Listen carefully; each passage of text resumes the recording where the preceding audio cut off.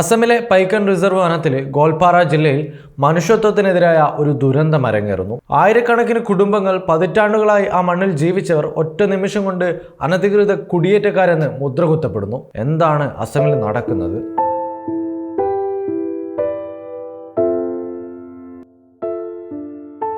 July 12-ന് ഗോൽപാറ ജില്ലയിലെ പൈക്കൻ reserve വനത്തിലെ അശുദ്ബി പ്രദേശത്ത് 1080 കുടുംബങ്ങൾ ഒഴിപ്പിക്കപ്പെട്ടു.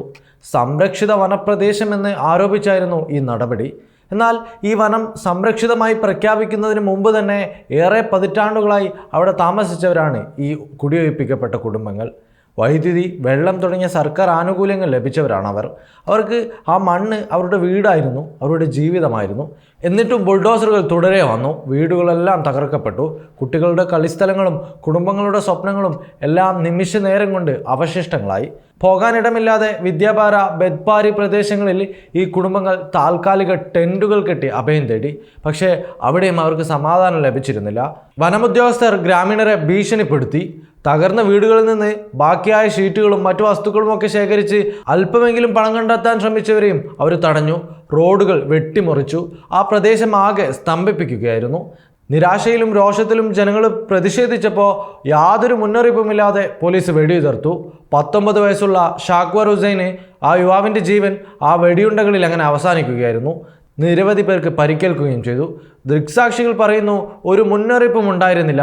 പോലീസ് വെറുതെ വെടിവെച്ചു. ഇത് അസമിലെ ഒറ്റപ്പെട്ട സംഭവമല്ല. കഴിഞ്ഞ ജൂൺ ജൂലൈ മാസങ്ങളിൽ 4 ജില്ലകളിൽ 5 വലിയ കുടിയൊഴിപ്പിക്കലാണ് നടന്നത്. 3500-ലധികം കുടുംബങ്ങൾക്ക് അവരുടെ കിടപ്പാടമാണ് നഷ്ടപ്പെട്ടത്. അസം മുഖ്യമന്ത്രി ഹിമന്ത ബിശ്വ ശർമ്മ അഭിമാനത്തോടെ പ്രഖ്യാപിക്കുന്നുണ്ട്, 160 ചതുരശ്ര കിലോമീറ്റർ വനഭൂമി മോചിപ്പിച്ചു.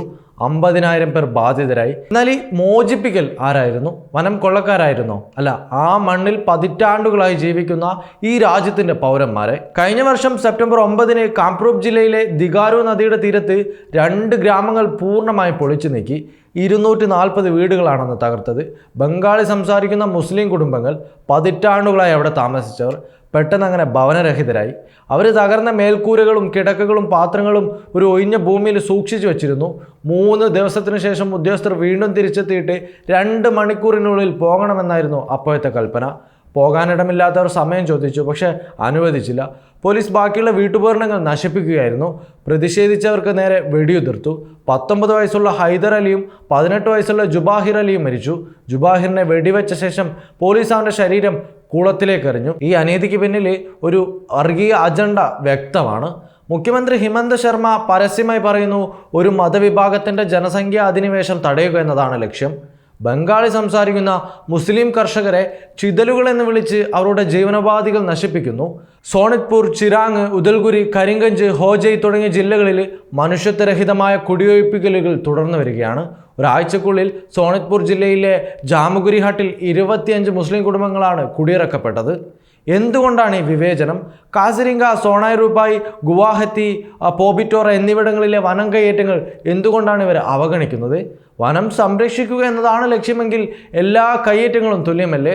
എന്തുകൊണ്ട് ചില പ്രദേശങ്ങൾ മാത്രം ലക്ഷ്യമിടുന്നു? ഈ വിഭജനം സാമൂഹികവും രാഷ്ട്രീയമായ വിടവുകളെയാണ് ആഴത്തിൽ കാണിച്ചു തരുന്നത്. ഒരു പ്രധാന ചോദ്യം ഉയരുന്നത്, പതിറ്റാണ്ടുകളായി ആ ഭൂമിയിൽ താമസിക്കുന്നവർ, സർക്കാർ ആനുകൂല്യങ്ങൾ ലഭിച്ചവർ എങ്ങനെ അനധികൃത കുടിയേറ്റക്കാരായി മാറുന്നു? വൈദ്യുതി, വെള്ളം, മറ്റു സേവനങ്ങൾ നൽകിയ സർക്കാർ ഇപ്പോൾ അവരെ എന്തിന് കുറ്റവാളികളാക്കുന്നു? വിദേശികൾ, ബംഗ്ലാദേശികൾ എന്ന പ്രചാരണങ്ങളിൽ ഉൾപ്പെടുത്തുന്നു. പക്ഷേ ഒരാളെ പോലും ജുഡീഷ്യൽ പരിശോധനയിലൂടെ അനധികൃത കുടിയേറ്റക്കാരനായി തെളിയിച്ചിട്ടില്ല. ഈ കർഷകർ അസമിൻ്റെ ഭക്ഷ്യസുരക്ഷയ്ക്ക് സംഭാവന നൽകുന്നവരാണ്. അവരുടെ കൃഷിഭൂമി അവരുടെ ജീവനോപാധിയാണ്.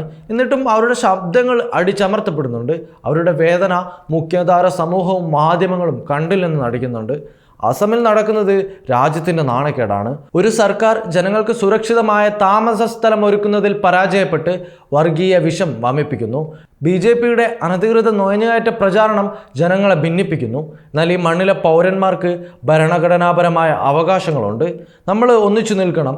അസമിൻ്റെ ജനതയുടെ ശബ്ദം, അവരുടെ വേദന നമ്മൾ കേൾക്കണം. ഈ അനീതിക്കെതിരെ നീതിക്കായി നമ്മളും ശബ്ദമുയർത്തണം. waytonikah.com, the exclusive Muslim matrimonial site.